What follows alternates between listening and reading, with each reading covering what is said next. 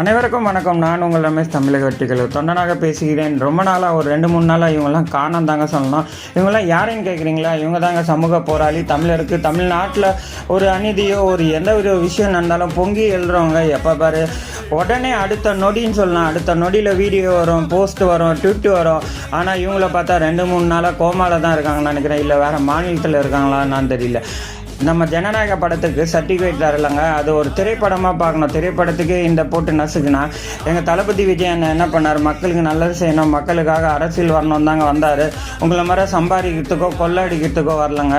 ஆனாலும் என்ன பண்ணுறது, இந்த பழிவாகும் ஒரு நோக்கத்துடன் இந்த பாசிச பாஜகவும் இந்த பாயாசம் திமுக திராவிட கழக விளம்பர மாடலும் சேர்ந்து கூட்டு ஒரு களவாணி தாங்க சொல்லலாம். இந்த படத்தை எப்படின்னா வெளியிடாத தடுத்து நிறுத்தணும். இதுக்கு பல காரணங்கள் சொல்லி தடை போட்டு சென்சார் போர்டை தன் கைவசம் வச்சு கொண்டு சர்டிஃபிகேட் தராத படம் ரிலீஸ் பண்ணாத பல தடங்களை கொடுத்துருக்கேங்க. இதை பற்றி இந்த வாடகை வாய் யாருன்னா எதனா ஒன்று பேசுவாங்க பார்த்தா ஒருத்தரம் வாயை திறக்கலாங்க.